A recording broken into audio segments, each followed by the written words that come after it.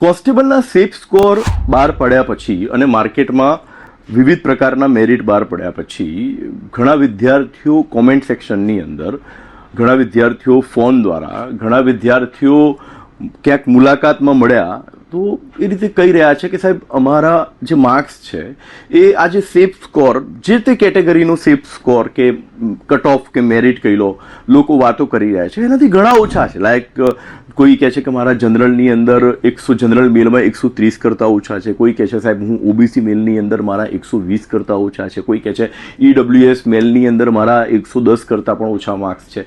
તો જે કેટેગરીથી તમે સંબંધિત હો અને વર્તમાન જે કટ ઓફ અને સેફ સ્કોર ખાસ કરીને કિશોર કરિયર એકેડમી દ્વારા મૂકવામાં આવ્યા છે, તમે એનાથી ઘણા દૂર હો તો નિરાશ કે હતાશ થવાની જરૂર નથી દીકરા, જરા પણ નહીં. સાહેબ કે હવે શું કરે, તમે યોદ્ધા છો, તમે યુદ્ધ લડ્યા છો.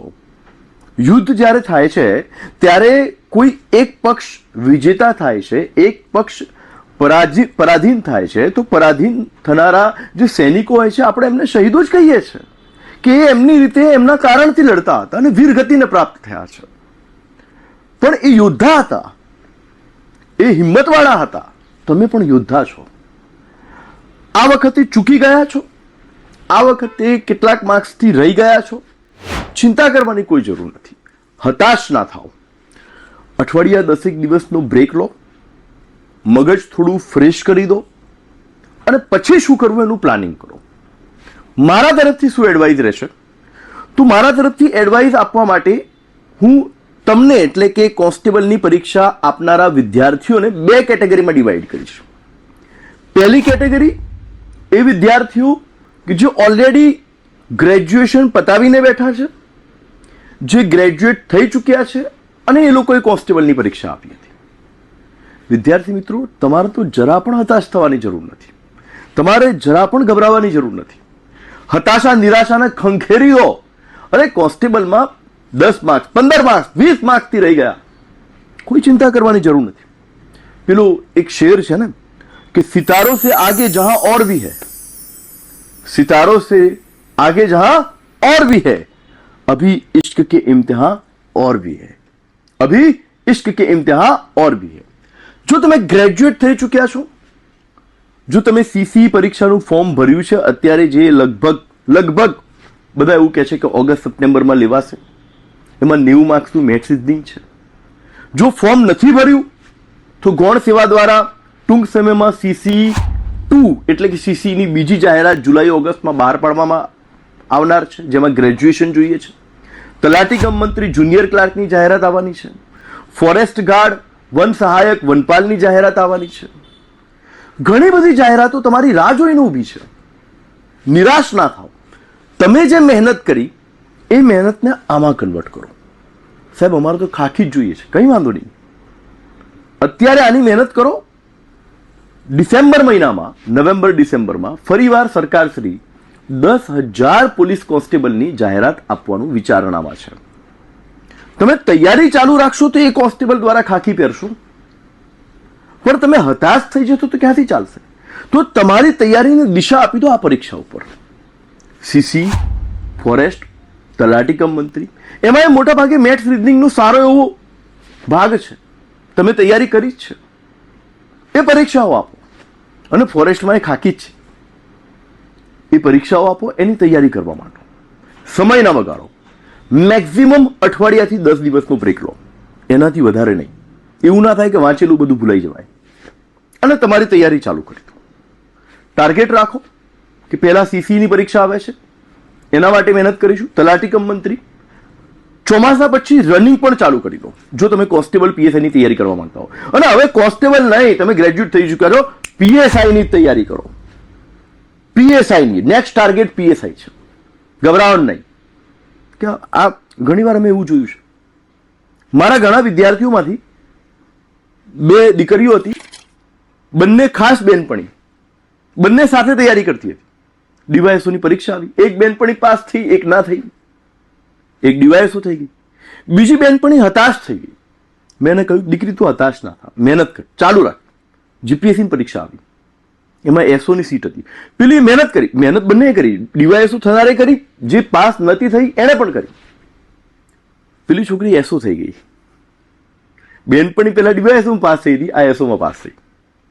મેં એવા વિદ્યાર્થીઓ જોયેલા છે કોન્સ્ટેબલમાં ફેલ થયા, નેક્સ્ટ યર મહેનત કરી ડાયરેક્ટ પીએસઆઈમાં પાસ થયા. હતાશ ના થાવ. જો તમારું ગ્રેજ્યુએશન પૂરું થઈ ગયું તો મારી આ એડવાઇસને અનુસરો, મહેનત ચાલુ રાખો અને તમે તમારી મહેનતમાં તમારી ભૂલો શોધો. અને ભૂલો શોધવા માટે તમે તમારી ભૂલોને પારખો, ઓળખો અને વધારે સારી તૈયારી કરવા માટે કિશ્વા કરિયર એકેડમી દ્વારા 22 જૂન 2026 એટલે કે આવનારા સોમવારથી general batch, class 3 general batch, જેમાં પીએસઆઈ, કોન્સ્ટેબલ, ફોરેસ્ટ, સીસી, તલાટી કમ મંત્રી, આ બધી પરીક્ષાઓની તૈયારી, ડીવાયએસઓ, ડેપ્યુટી મામલતદાર, એસટીઆઈ, આ બધી પરીક્ષાઓની તૈયારી આ બેચની અંદર class 3 general batch hybrid batch છે. રેકોર્ડિંગ પણ મળશે. અમે શરૂ કરવા જઈ રહ્યા છીએ, જેનો પહેલો ડેમો લેક્ચર સોમવારે છે. અને એ ડેમો લેક્ચર માટે તમે સ્ક્રીન ઉપર આપેલા નંબર ઉપર સવારે 10 થી 5 ઓફિસ ટાઈમની અંદર ફોન કરીને તમે તમારું નામ રજીસ્ટર કરાવી શકો છો. ડેમો લેક્ચર એકદમ ફ્રી છે અને પહેલો ડેમો લેક્ચર હું પોતે લઈશ. એમાં આવો, બેસો, તમારી ભૂલોને સુધારો અને મક્કમ મનોબળ સાથે, કોન્સ્ટેબલ નહીં પીએસઆઈ બનવાના મનોબળ સાથે તૈયારી કરો. હવે બીજા વિદ્યાર્થીઓનો એક સમૂહ છે કે જે લોકો હજુ ભણી રહ્યા છે, ગ્રેજ્યુએશન પૂરું નથી થયું, ક્યાં તો એટી આવી છે કે જે કારણ હોય, અથવા થર્ડ યરમાં હજુ બાકી છે, ગ્રેજ્યુએશન પૂરું નથી થયું, સાહેબ અમે તો આ બધી પરીક્ષાઓમાં ફોર્મ જ નથી ભરી શકવાના. ચિંતા ના કરો, પહેલો ધ્યાન આપો ગ્રેજ્યુએશન પૂરું કરવા ઉપર. અને આ દરમિયાન આ તૈયારી તમે આટલી કરી છે અને ચાલુ રાખો, બંધ ના કરો. કેમ કે તમારા માટે પણ કોન્સ્ટેબલની પરીક્ષા નવેમ્બર ડિસેમ્બરમાં તો આવી જ રહી છે. હા, આ હું ગપ્પા નથી મારતો. આ સમાચાર ઓલરેડી મીડિયા ઉપર કેટલાક સમય પહેલા વહેતા થયા હતા અને વાત લગભગ સાચી જ છે કે લગભગ 10,000 કોન્સ્ટેબલની ભરતી ટૂંક સમયમાં સરકાર દ્વારા બહાર પાડવામાં આવશે. તો વિદ્યાર્થીઓ, કોન્સ્ટેબલની પરીક્ષા નવેમ્બર ડિસેમ્બર 2026માં આવી જ રહી છે. તમારે એમાં ફોર્મ ભરવાના જ છે. એ તૈયારી ચાલુ રાખવા માટે પણ તમે જનરલ બેચ જોઈન કરી શકો છો કિશ્વાની, જે 22 તારીખે શરૂ થવા જઈ રહી છે, 22 જૂન 2026. અને સાથે સાથે તમારી તૈયારી તમે જ્યાં છો ગુજરાતમાં ચાલુ રાખો.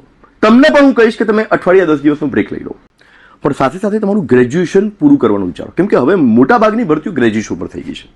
શું તમારી જે 1-2 એટીઆઈ છે એને ક્લિયર કરો. હતાશ ના થાઓ, નિરાશ ના થાઓ. અરે એવા લોકોને જોયા છે. મારા એવા પણ એક મિત્ર હતા જે 4થી ટ્રાયની અંદર પાસ થયા યુપીએસસીની અંદર, 3જી ટ્રાયમાં ઇન્ટરવ્યુથી પાછા આવ્યા હતા. હતાશ થશો, નિરાશ થશો. જીવન આ રીતે નથી ચાલતું. હજુ જીવનમાં તો એવી ઘણી બધી વાસ્તવિકતાઓ અને ઘણા બધા એવા ઇન્સિડન્ટ આવશે કે ક્યાંક તમે એક તબક્કામાં સૌથી ઉપર જતા રહ્યા છો, બીજા તબક્કામાં નીચે આવતા રહે. નિરાશ નહીં થવાનું, ડબલ બળ સાથે, બમણા ઉત્સાહ સાથે ઉભા થવાનું. અને લોકોની ચિંતા ના કરો. સાહેબ, ગામમાં લોકો એવું કહેતા હતા કોન્સ્ટેબલ થવા જઈ રહ્યો છે, હું તો રનિંગમાં પાસ થઈ ગયો તો. અરે યાર, ગામ લોકોની ચિંતા છોડી દો. તમારા માતા પિતાનું વિચારો. અરે રિલેટિવ્સની ચિંતા પણ છોડી દો. તમારા માતા પિતાનું વિચારો. તમારે એમને એક સન્માનજનક સ્થાન અપાવવાનું છે અને એ પાવા માટે તમે મહેનત કરશો. તમારા અંદર જેટલી તાકાત છે એટલી તાકાતથી મહેનત કરો. અને છેલ્લે હું કહીશ, સરકારી નોકરી લેવી સારી વસ્તુ છે, પણ એવું પણ નથી કે સરકારી નોકરી જ બધું છે. સરકારી નોકરી સિવાય પણ વિવિધ ક્ષેત્રોમાં તમે મહેનત કરીને પૈસા કમાવી શકો છો, રોજી રોજગાર તમારું પૂર્ણ કરી શકો છો. હા, પણ આપણને તક મળી છે તો એક માન સન્માનજનક સમાજમાં સ્થાન મેળવવા માટે ગવર્મેન્ટ જોબ અને ખાખીની તૈયારી કરવી જોઈએ. લાસ્ટમાં હું આ એક શેર સાથે મારી વાત પૂર્ણ કરીશ. મંजिल उन्हीं को मिलती है जिनके सपनों में जान होती है. મંજિલ ઉन्हीं को मिलती है. ખાલી સપના જોવાથી હું થઈશ ના. અને એક વખત પાસ ના થયા કે હે હવે શું કરું, મારે તો ના થાય. ના. સર, મંજિલ ઉन्हीं को मिलती है. વિરાટ કોહલી બહુ સારું ઉદાહરણ છે. વચ્ચે વિરાટ કોહલીનો સમય એવો આવ્યો હતો કે નિષ્ફળતા ઉપર નિષ્ફળતા એને મળી રહી હતી. હા, આજે તમે જુઓ કેટલો સફળ છે. એ નિષ્ફળતામાં બેસી ગયો હતો. સચિન તેંડુલકરનો પણ એક એવો સમય આવ્યો હતો. તમે જુઓ, દરેક ઇવન બોલિવૂડના મોટાથી મોટા હીરોનો વચ્ચે 2-5 વર્ષનો ગાળો એવો આવે છે કે એવું લાગે છે કે પૂરો થઈ ગયો, પણ એ બમણા ઉત્સાહ સાથે આવે છે, ડબલ મહેનત સાથે આવે છે. આ દરેક માણસ ઉપર લાગુ પડે છે. શું હું કહીશ કે મંजिल उन्हीं को मिलती है जिनके सपनों में जान होती है, पंख से कुछ नहीं होता.